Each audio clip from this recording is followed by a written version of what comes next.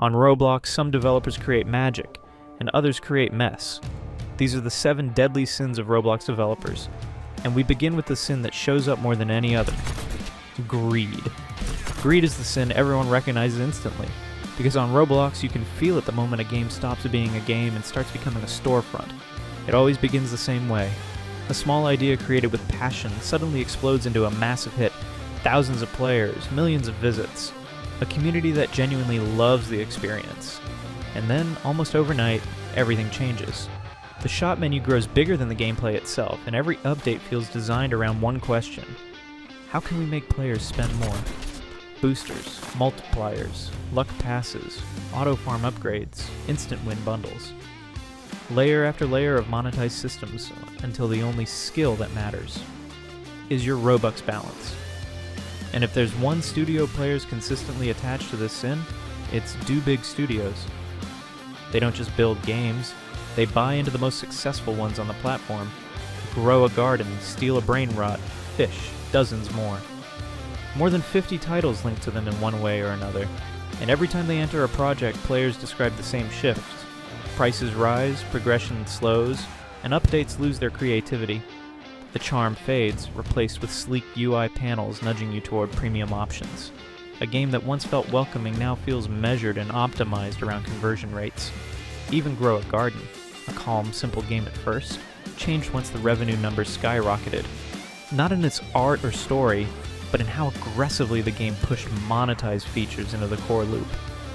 To players, it feels like the moment a game becomes successful, the entire experience quietly rearranges itself around maximizing profit. That is the true heart of greed on Roblox. Not just monetizing, but over-monetizing. But greed is only the beginning. Because once a studio learns how easy it is to cash in, the hunger doesn't stop. Some developers don't just want profit, they want more. More trends, more attention, more games, more everything. And that's where the second sin begins. Not chasing money, but consuming the entire platform without ever slowing down. The next sin is gluttony. Gluttony isn't just about wanting more, it's about never knowing when to stop. And no Roblox studio embodies that better than big games. The empire built and led by Preston. Because big games isn't just known for making hits, they're known for consuming them. Think about the Pet Simulator series. One game becomes massive, but instead of refining it, a new version drops, resetting progress, resetting hype, and restarting the cycle. Pet Simulator, Pet Simulator X, Pet Simulator 99, Pets Go, Steal a Pet. Each new game looks bigger and more exciting, but underneath it's always the same cycle. You open eggs, gamble for rare pets, and buy boosts when luck runs out.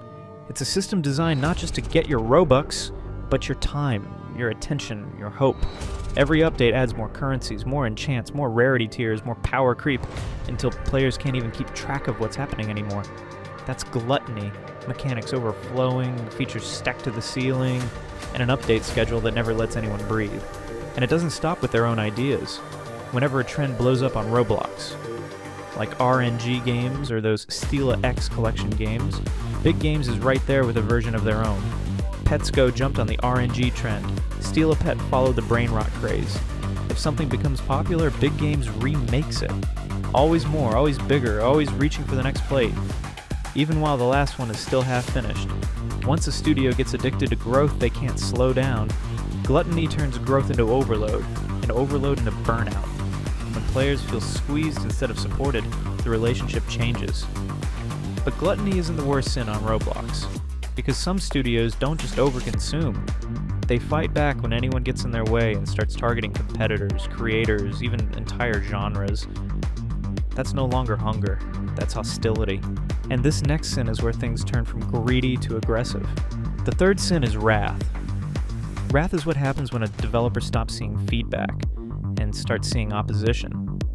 Not competition, not community, but threats. Unlike greed, wrath isn't about money, it's about control. And on Roblox, no studio embodies this sin more clearly than GameFam. Their rise across the platform was fast. Too fast, according to some players. They didn't just grow, they expanded into every corner of Roblox. Simulators, anime games, licensed projects. And with that expansion came something far more aggressive. Players still remember the shockwaves. Games suddenly taken down, developers warning each other in Discord, entire anime communities thrown into panic. It wasn't drama. It was a strike. GameFam had acquired official rights to several anime properties, and instead of building quietly, they reportedly went after any game that even resembled those IPs. The community often describes this as the Roblox monopoly mindset, where the studio tries to own an entire anime fighting simulator. My Hero Mania. Anime adventures. Dozens of titles face takedowns or copyright claims, leaving small developers terrified to continue their work. Whether the claims are right or wrong doesn't matter. To players, it feels like watching a giant tower over kids who's just proud of his first project. It's like wrath unleashed across the platform. A studio using legal power not just to protect their projects, but to clear the field entirely. And it didn't stop there. Games they purchased, like Military Tycoon or Sonic Speed Simulator, saw community trust crack under decisions players described as careless, rushed, or forceful. Updates that changed too much, features nobody asked for, monetization, spikes that appeared without warning. Wrath isn't always loud, sometimes it's quiet. A policy change, a copyright claim, a sudden shutdown that destroys a game someone spent years building. Because wrath is the sin of domination, of forcing the platform to bend instead of learning to adapt. Wrath is destructive. But it isn't the only sin that pushes developers into dangerous territory, because not every studio lashes out in anger. Some look at what other developers built, the success, the numbers, the community, and decide they want it for themselves. Not by improving, but by copying, chasing, and trying to outrun the games they envy.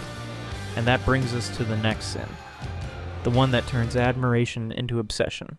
The fourth sin is envy. Envy is the sin of wanting someone else's success, without doing the work that earned it. It shows up the moment a developer sees another game hit the front page, and decides they want the same spotlight, the same hype, the same numbers. That's when the copying begins. Not the fun kind of inspiration Roblox was built on, but the kind where every new idea gets mirrored, cloned, and plastered across a dozen rushed versions. And on Roblox, no developer represents that better than Boss Studios. Boss Studios didn't just make a one-piece game. They watched other anime titles explode in popularity, and tried to absorb every trend at once. Instead of building a clean, focused one-piece experience, they began stuffing the game with characters, powers, and game passes from a completely different anime. Not because it made sense, but because those features were popular somewhere else. To players, it felt less like a game and more like a collection of everything other developers created first, and every update pushed it further away from its identity. And the jealousy became clearer when Boss Studios started buying into other anime games, like Anime Last Stand and Anime Fighters, titles that were already successful, already beloved, already doing what Boss Studios wanted to do. Instead of improving their own formula, they tried to compete by copying the features, the passes, even the pacing and structure of rival games. And the community noticed. What started as a promising one-piece game turned into a bloated bundle of borrowed ideas, overpriced passes, and no real vision. Envy isn't loud, it's sneaky. It's when a developer stops asking, how can we make our game better? And starts asking, how can we take what they have? And that mindset destroys games far faster than any bug or exploit. Envy makes devs chase others, but some developers don't copy success. They believe they are success, above feedback, above criticism, above their own community. And that's the fifth sin. Pride. Pride is the quietest sin, and the easiest one to miss. Because it doesn't show up in game passes or pop-ups, it shows up in the developer themselves. It's the moment a developer starts believing the game succeeds because of them, not because of the people who play it. When a dev stops seeing players as a community and starts seeing them as noise. Suggestions become demands.